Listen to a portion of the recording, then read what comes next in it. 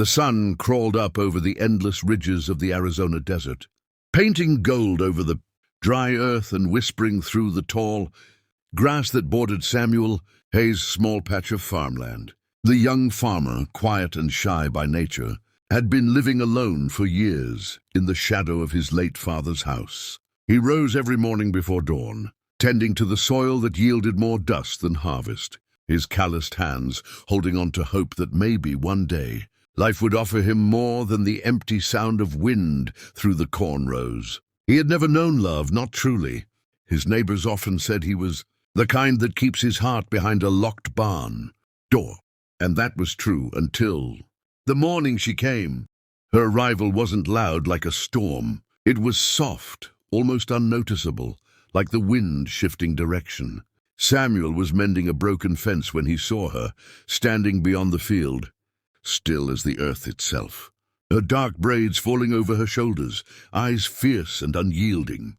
She wore a deer-hide dress, fringed at the edges, the color of the very soil beneath her feet. There was something proud about the way she stood, something ancient, something that made Samuel drop his hammer without realizing it. She watched him for a long moment before walking toward him, her steps silent. When she stopped just a few feet away, Samuel's mouth went dry. He'd heard stories of Apache camps in the nearby hills, of the people who kept to themselves, guarding their traditions from a world that had forgotten respect. But he'd never expected one to walk straight into his lonely farmyard. "I am Taya," she said simply, her voice calm but heavy with purpose. "Daughter of Chief Nahuel." Samuel blinked, unsure what to say. "I'm Samuel," he stammered, awkwardly wiping the sweat from his brow. "You're far from your people. Is something wrong?" Taya's eyes met his, steady, unwavering. "I came to ask you something that cannot be refused." Samuel's heart thudded once, hard. He had no idea what kind of question would come from a woman like her. "Ask," he said carefully, though his voice trembled. "I want an heir from you," she said, her tone carrying no hesitation. The world seemed to stop. Even the wind paused, as if the desert itself were waiting for his reply. Samuel's face flushed red. He took a step back, thinking he must have heard wrong. "I what? You mean—" He tried to form the words, but she cut him off gently. "Yes, I want a child from you, a son or daughter who will carry both our worlds." Her words struck deeper than any weapon could. Samuel's shyness turned to disbelief. "Why me?" he finally managed to whisper. Taya's gaze softened for the first time. "Because you are pure of heart," she said. "Because you live with honor, not greed. My people are fading, and the winds have spoken of change. I have watched you, farmer. You are quiet, but you do not lie. You are not like the others who take and destroy." He didn't know what to say. A strange mix of fear and admiration coursed through him. She was beautiful in a wild, untamed way, the kind of beauty that made a man's heart ache without understanding why. "You watched me?" he asked, almost whispering. She nodded. "For many moons. I know your kindness. I know your pain." Samuel felt his knees weaken. He wasn't used to being seen, not truly. The loneliness that had built around him like a fence suddenly cracked. "Taya, I'm just a farmer. I can barely take care of myself." "Why would you want a child with me?" She took a step closer, her eyes holding his. "Because the earth listens to you. You plant, you nurture, you give life even when the land fights you. My people believe the spirits guide such hands. You were chosen." The word chosen echoed through his chest like thunder. He didn't believe in spirits. Not like that, but there was something about the way she said it. Something that made it impossible to doubt her. He wanted to laugh, to deny it, but her presence silenced every word. Over the next few days, Taya stayed near his farm. She built a small fire by the creek and spent her time watching the horizon, sometimes singing in a language Samuel didn't understand. Her voice was low, haunting, like a river flowing through the dusk. Samuel tried to keep his routine, pretending she wasn't there, but his eyes betrayed him. Every time she moved, his heart followed.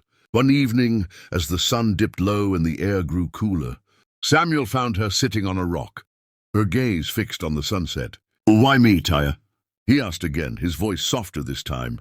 She turned to him, her eyes reflecting the dying light. "Because you do not run from the wind," she said simply. The others did, he frowned. Others? She nodded. I asked men before you, men who saw only danger in my skin, who feared the blood that runs through me. But you stood your ground the first time I spoke. Samuel swallowed hard. Standing still doesn't mean I'm brave, he said with a shy smile. Sometimes it just means I'm too scared to move. She smiled faintly. Fear can be honest, and honesty is rare. That night they sat by the fire together. She spoke of her people, the battles they had fought, the land they had lost, the dreams they held on to, even as the world closed in around them. Samuel listened, mesmerized. Every word she spoke carried weight, a rhythm older than the soil beneath them. He realized she wasn't just asking for a child. She was asking for a bridge between worlds, a hope that maybe, just maybe, something pure could grow out of all the pain. Days turned into weeks. Samuel taught her how to plow the earth, how to water the crops, how to mend a fence. In return, she taught him the songs of the river, how to listen to the whisper of the wind, how to move in harmony with the land instead of against it. Slowly, something unspoken grew between them, a tenderness that neither had words for. Sometimes he'd catch her looking at him, and she'd quickly turn away, pretending to be busy. Other times, she'd laugh softly at his clumsy jokes, her eyes glimmering like starlight. One evening, rain clouds rolled across the desert for the first time in months. Samuel and Tyre rushed to cover the harvest, their clothes drenched, laughter echoing through the storm.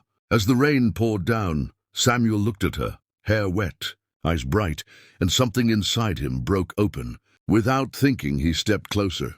She didn't move away. Tyre, he whispered, barely audible over the rain. She met his gaze. The wind chose well, she said softly.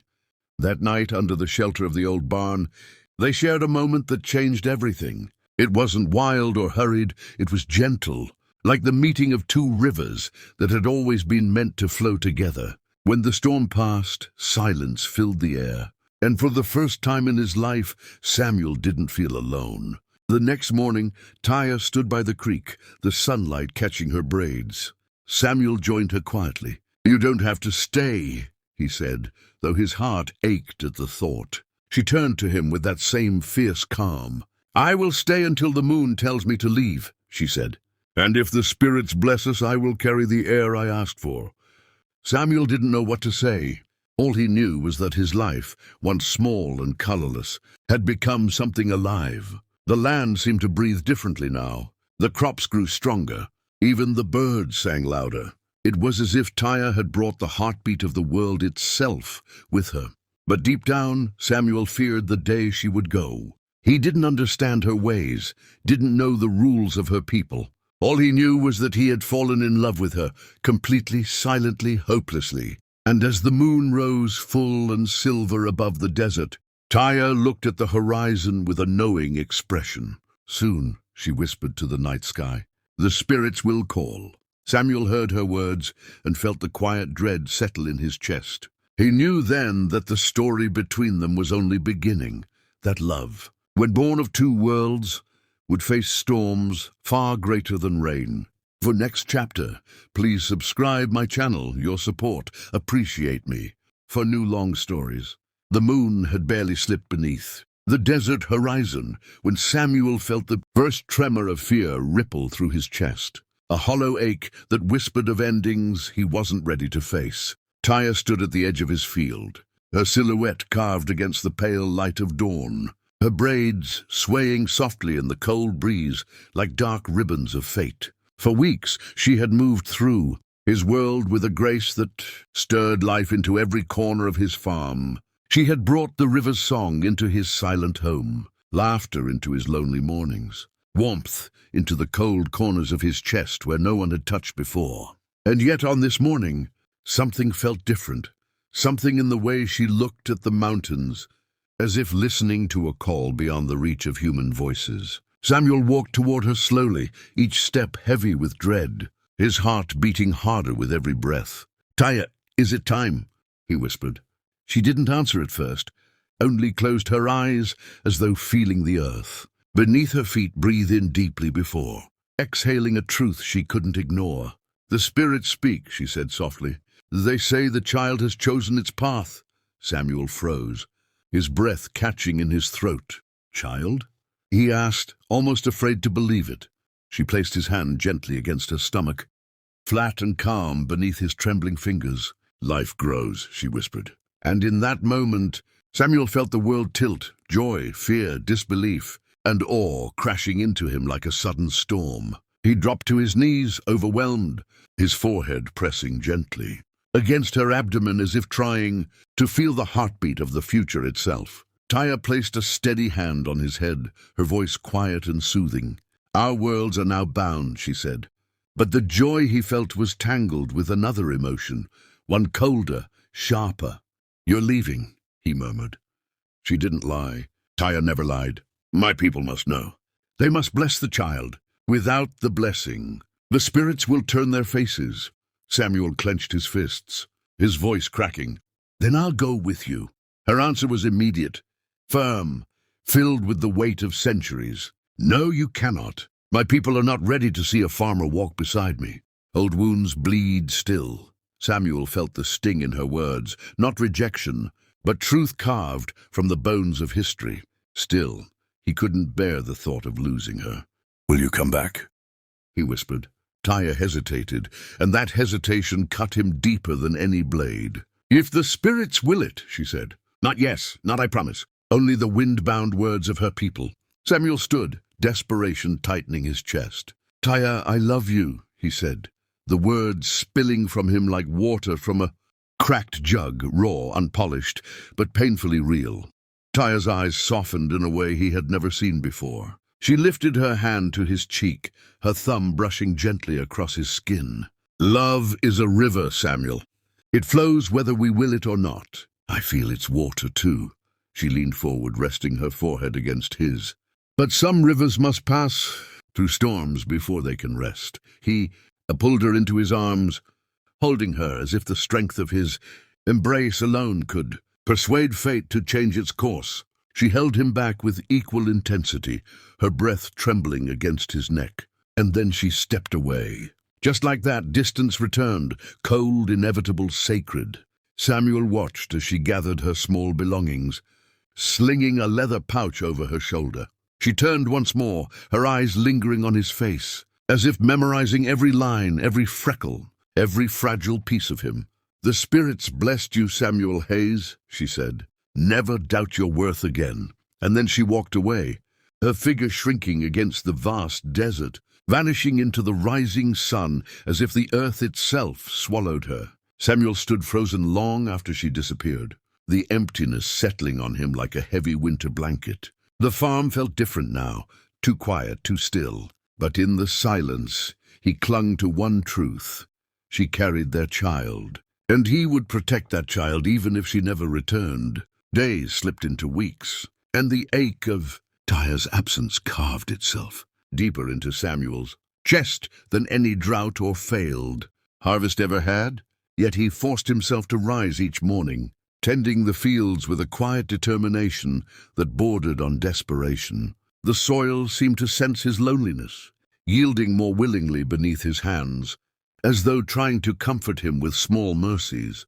Still, every time the wind rustled through the tall grass, he turned, hoping it carried her footsteps back to him. The nights were the worst, cold, hollow things where the moonlight stretched across the empty side of his bed like a cruel reminder of everything she had given him and taken away in the same breath. But he held on to one truth with a grip as stubborn as the desert mesquite. Taya carried his child, the heir she had spoken of with such fierce conviction. That alone kept him breathing. One evening, as Samuel sat on the porch sharpening a worn-down knife, he heard the distant thunder of hooves. His heart leapt, foolishly believing for half a second that Taya had returned. Instead, 3 riders approached, white men, rough-looking, the kind who smelled of whiskey and trouble even before they spoke. Their leader, a scar-faced man with eyes as cold as iron, tipped his hat with a mocking smile. "Evening, farmer," he drawled. "We heard rumors." Samuel stiffened. "Rumors?" The man grinned wider. "About you harboring an Apache woman, and about her leaving with something of yours." Samuel's blood turned to ice. "Ain't no business of yours," he said through clenched teeth. Scarface chuckled. "See? That's where you're wrong. Folks around here don't like the idea of whites mixing with savages. And they sure as hell don't like the idea of a half-breed child being born in these lands." Samuel's hand tightened around the knife. "You best leave." But the man shook his head slowly, savoring Samuel's rising fear. "We aim to find her, and when we do, we'll deal with her. And the brat she's carrying." Something inside Samuel snapped, a silent, volcanic fury he had never felt before. He stepped forward, the knife glinting faintly. "Touch her!" he growled. "And I'll bury every one of you myself." The men laughed. But Samuel's eyes didn't waver. Something in his expression must have unsettled them, because Scarface spat to the side and jerked his chin. "Let's go. The Indian camps ain't far. We'll find her before this coward grows a spine." They galloped off, leaving Samuel trembling, not with fear, but with rage so sharp it made his vision blur. As soon as they disappeared, Samuel sprinted into his house, grabbed his father's old rifle, a hunting knife, and the small pouch Taya had left behind, containing a single eagle, feather and a strand of her braided hair. He had promised himself he wouldn't follow her into the mountains, but promises meant nothing if she and the baby were in danger. By dawn, he was already miles from his farm, the desert stretching endlessly around him. Every step forward felt like a step into a world he didn't understand, filled with shadows and spirits he had no right to walk among, but he didn't care. Love had erased fear from his bones. The journey was brutal, scorching days, freezing nights, sandstorms that whipped his skin raw. Still he pushed on until signs of Apache presence, tracks, fire pits, carved symbols in the bark of trees began to appear. Hope flared in his chest until he found blood on the ground, fresh, a trail leading upward toward the cliffs. Samuel's heart pounded like a war drum as he climbed, calling out her name in a hoarse whisper. "Taya, please, answer me." A sudden rustle made him whirl around. An arrow tip pressed against his throat. 3 Apache warriors surrounded him, faces painted for war, bows drawn tight. One of them stepped forward, his expression unreadable. "Why does a farmer walk our sacred path?" he demanded. Samuel swallowed hard. "I'm looking for Taya, daughter of Chief Nahuel. She carries my child." A ripple of shock went through the warriors. The leader lowered his bow slightly. "And you chase her into danger?" Samuel nodded desperately. "White men are searching for her. They mean to kill her and the baby." The warriors exchanged grim looks before the leader spoke again. "Then follow, farmer, for blood has already been spilled." Samuel followed the Apache warriors through a narrow path carved into the mountainside, his breath shaking with every step as fear gnawed at his insides, each beat of his heart echoing the same desperate plea. Let her be alive. Let the child be safe. The warriors moved swiftly, shadows against the canyon walls, their steps silent as spirits. But Samuel stumbled over rocks and roots, driven only by raw determination. The air grew colder the higher they climbed, and in the distance, the fading glow of dawn cast long streaks of red across the sky, as though the heavens themselves bled for what was coming. Finally, the warriors halted at a ridge, overlooking a lonely clearing hidden between boulders. Smoke twisted in the air from a dying fire, and beside it lay a small bundle of belongings, tires. Samuel's heart lurched painfully. He rushed forward, dropping to his knees as he lifted the deer-hide pouch he had seen her carry, pressing it against his forehead as if it were her hand. "She was here," he whispered. The warrior beside him nodded gravely. "Yes, but others came before us." He pointed toward the edge of the clearing, hoofprints in the dirt, boot marks, signs of struggle. Samuel's breath hitched as he found dried blood near the stones. "No," he whispered, his voice cracking like fragile glass. "Please, no." Before despair could swallow him, a soft, pained sound drifted through the canyon. A woman's cry. Samuel's head snapped up. "Taya!" He bolted toward the sound, the warriors racing beside him, leaping over rocks and thorns, until they reached a narrow cave, opening concealed behind a curtain of brush. The cry came again, weak but unmistakably hers. Samuel pushed inside without hesitation. Darkness gave way to flickering firelight, and the sight that met him nearly shattered him. Taya was lying on the ground, her back against the rough stone wall, her face pale with exhaustion, sweat streaming down her temples. Her hands cradled her swollen stomach protectively, and standing over her, blocking her escape, was Scarface. His revolver pointed at her chest, his smile twisted into a cruel sneer. "Well, look who found us!" Scarface hissed as he turned toward Samuel. "The little farmer that thinks he's a hero."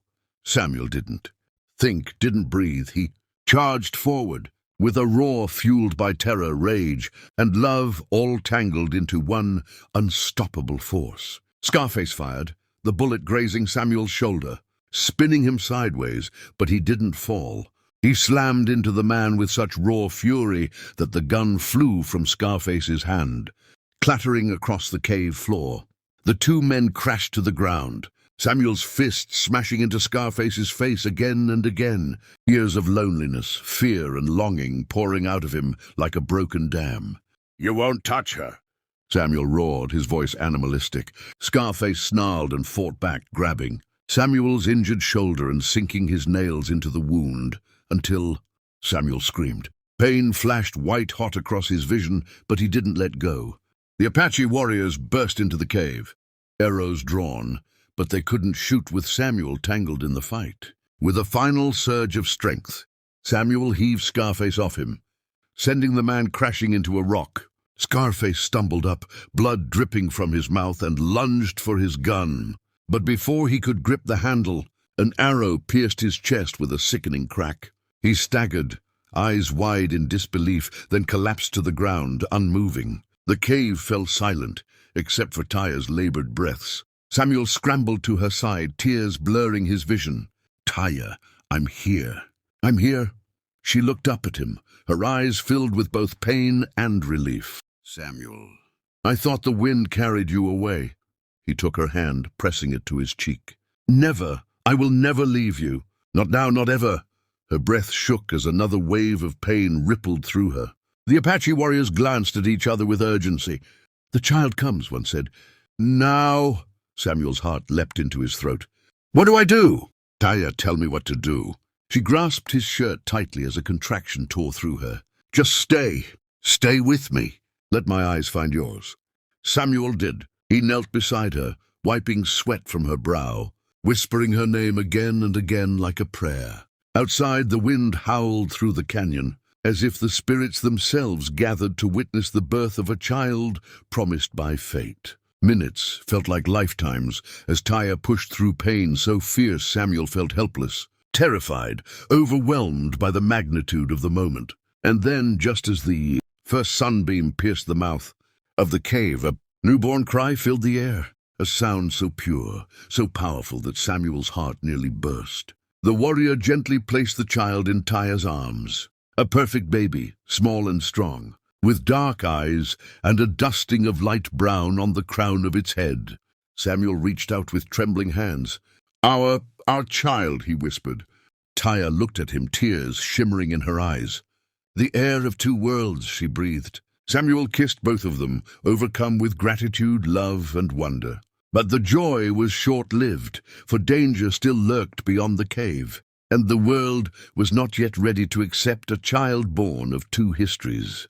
Two bloodlines, two destinies. And Samuel knew the fight was only beginning. Samuel held the newborn against his chest as though the tiny life pulsing beneath. His palms was the only thing tethering him to the earth, his breath shaking with awe and terror, because in that perfect cry he heard not just birth, but destiny. Taya leaned into him, exhausted but glowing with a fierce, primal pride that made her look like a warrior queen carved from firelight and shadows. "Samuel, he is strong," she whispered, brushing her fingers against the baby's cheek. Like his father, Samuel felt something inside him break, open at her words, something deep and buried, that had waited all his life to be seen. But the Apache warriors exchanged glances heavy with worry, and their leader stepped forward. "We must leave this place," he said. "More riders follow the trail of the men who came before. Your enemies do not ride alone. if they find an Apache child in the arms of a farmer. His words didn't need finishing. Samuel stood, the baby cradled in one arm, his free hand gripping the knife at his belt with newfound ferocity. "Then we run," he said. "We hide. We fight if we have to. I will not let anyone touch them." Taya tried to rise, but her legs trembled. Samuel knelt instantly and lifted her into his arms, pressing a kiss to her forehead. "I've got you," he murmured. "I'll always have you." She rested her head against him, her breath warm on his neck. The spirits didn't lie. You were chosen. They emerged from the cave into a world suddenly loud with danger, the distant thundering of hooves rolling across the cliffs like approaching doom. The warriors guided them through a narrow passage between rocks until they reached a hidden valley, lush with wild grass and ancient pines, a sanctuary untouched by white boots or colonial hatred. "My people wait there," the warrior said. "They will protect the child."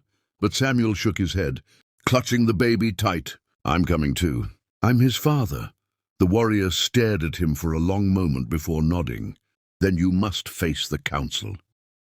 As they reached the valley floor, Samuel's breath caught. Dozens of Apaches stood in a silent circle, their faces painted for ritual, their spears gleaming in the rising sun. At the center stood Chief Nahuel, tall, broad-shouldered, with eyes like dark storm clouds. His gaze locked on Taya first, his daughter, cradled in the arms of a white farmer. His jaw tightened. "Taya," he said, voice rumbling like distant thunder. She lifted her head weakly. "Father." "The heir is born." Samuel stepped forward slowly, holding the baby where all could see, and a ripple of shock moved through the gathered warriors. Chief Nahuel's eyes narrowed. "A child of two worlds," he said. "A child who may unite our future, or doom it." Before Samuel could speak, a sharp cry echoed from the cliffs. White riders had found the canyon entrance. Gunshots cracked through the air. Chaos erupted. Women grabbed their children. Warriors rushed to the ridge, arrows flying like lightning. Samuel shielded the baby with his body, crouching protectively as bullets chipped stone around him. Chief Nahuel shouted orders, drawing a blade from his belt, his eyes blazing. In the frenzy, Taya reached for Samuel's sleeve, her voice trembling. "Go, take him, protect him." Samuel shook his head violently. "Not without you." Another volley of bullets rained down. The Apache fought fiercely, but the enemy was relentless, pushing closer, snarling insults as they fired blindly into the valley. One rider broke through, charging straight towards Samuel and Taya, his rifle aimed at the infant. Samuel surged to his feet, roaring like a man possessed, and with a single swing of his father's knife, he cut the rider from his saddle. The man hit the dirt hard, and Samuel kicked the rifle away with a fury that made even Chief Nahuel stare. "This is my family," Samuel shouted over the gunfire. "I will die before I let anyone take them." Something shifted then, something ancient, something spiritual. Chief Nahuel stepped forward, placing a strong hand on Samuel's shoulder, as if acknowledging the fire in him. "Then fight with us," the chief said, "as one of us." And so Samuel did. With Taya sheltered behind the warriors and the baby held close to her chest, Samuel stood beside Chief Nahuel on the front line. The men who hated them for their love, their unity, their child, they fell one by one to Apache arrows and to Samuel's unwavering resolve. When the last of the riders finally fled into the desert, defeated and broken, silence fell over the valley, a heavy, sacred silence made of smoke, sweat, blood, and the breath of survival. Taya limped towards Samuel, the baby cradled in her arms, tears glistening at the corners of her eyes. "You risked everything," she whispered. Samuel reached out, touching the baby's tiny hand. "I didn't risk anything," he said softly. "I protected everything." Chief Nahuel stepped forward again, staring at Samuel with the weight of a father measuring the worth of the man who now guarded his daughter's heart. After a long pause, he nodded once. "The spirits have spoken," he declared. "This man is no longer a stranger. He is family, and the child he has fought for. He will grow to unite our worlds." The Apache bowed their heads in respect. Taya wept silently. Samuel placed a trembling hand on her cheek, overcome with relief, love, and the enormity of what they had survived. And as the sun finally rose high above the valley, bathing them in a golden light. Samuel realized that he had not only found love, he had found purpose, belonging, and a home stronger than the blood in his veins. The valley lay quiet after the battle, filled with a rare stillness that felt like the world finally exhaled after holding its breath for far too long. Sunlight poured over the land in warm, golden sheets, lighting the smoke-filled air with an almost holy glow. Samuel stood at the center of it all, his hands trembling as Tyre placed their newborn child back into his arms. For a moment, everything else faded, the broken weapons, the wounded, warriors, the distant echoes of fleeing enemies. None of it mattered beside the tiny life he held, wrapped in soft deer hide and breathing in calm, steady rhythms, as if the chaos of the world meant nothing to him. Samuel felt tears slip down his cheeks, the kind of tears that came only once in a lifetime, when a man realized he had lived through something that should have destroyed him. Yet somehow he emerged carrying something precious, something worth every scar. Tyre pressed her forehead to his shoulder, her voice barely more than a breath. "The spirits knew," she whispered. "They knew you would fight for him. For us." Samuel lifted his chin, brushing his lips against her hair, inhaling the scent of sage and smoke. "I'd fight 1,000 more," he murmured. "Nothing will ever take you from me again, Chief." Nahuel approached with measured steps, his eyes softer now, not with pity but with a deep, ancient respect that felt like a mantle being passed from elder to warrior. He stood before Samuel and looked down at the baby, his granddaughter's child, a child born of 2 nations. "This boy," the chief said, his voice steady as stone, "is the promise of a new path, a bridge between our worlds. But bridges must be protected. Samuel Hayes, you understand this now?" Samuel nodded, gripping his son gently but firmly. "I do, sir. And I give you my word.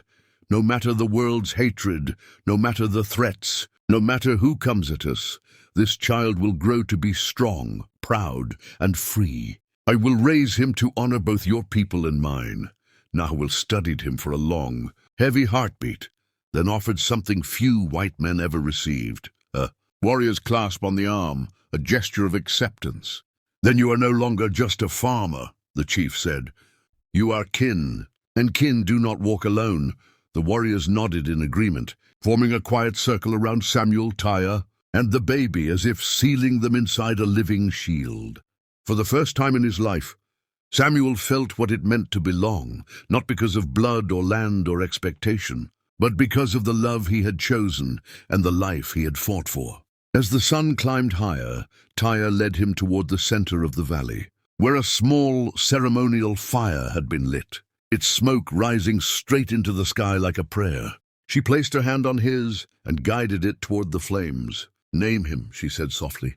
Samuel stared at the tiny face nestled against his chest, at the dark eyes blinking sleepily up at him, eyes full of the old world, yet born into the new. "Elias," Samuel whispered, letting the name carry on the wind. "Elias Hayes Nahuel." The chief nodded in deep approval. The fire crackled, the mountains echoed, the earth seemed to hum. It was done. The valley erupted into soft chants, blessings spoken in the Apache tongue, the voices weaving through the air like threads of spirit and promise. As the ritual came to a close, Tyre leaned into Samuel, her lips brushing his ear. "You once feared you were too small for destiny," she said. "But look at what you stood against. Look at what you carry now." Samuel smiled, pulling her close. "I didn't do it alone," he said. "The strength was always you." Tyre lifted the baby gently and held him between them. "No," she whispered. "The strength was us." And with that simple truth, the world seemed to shift, not violently but gently, like a door opening to a future no longer burdened by fear. Days later, Samuel found himself standing on the porch of his farm once more. But he wasn't alone this time. Tyre stood at his side, Elias cradled against her chest, and behind them, at a respectful distance, the Apache warriors stood like silent guardians, watching over the land that would now protect all 3 of them. The ranch that once felt empty, dull, and forgotten now pulsed with life, a place where 2 histories converged, where love had carved its own path through prejudice and bloodshed. Samuel wrapped his arm around Taya as she looked over the crop fields shimmering in the wind. "This land," she murmured, "it will be his inheritance." Samuel's heart warmed. "Our heir," he said, kissing her temple. "The heir you asked me for." "The heir we almost died for." She turned to him, her eyes soft, full of both gratitude and the fierce love that had transformed him. It was worth everything. As the sun set behind the red cliffs, casting long golden shadows across the earth, Samuel lifted his son high into the fading light, letting the wind carry the promise of his future. In that moment he knew, no matter what storms lay ahead, no matter what dangers the world whispered, his family would stand. Together, strong, unbroken, legendary, and, as the stars bloomed across the twilight sky, the spirits of the land seemed to whisper the same message. Love had won, and its heir had been born. Please subscribe my channel for more heartbreaking stories.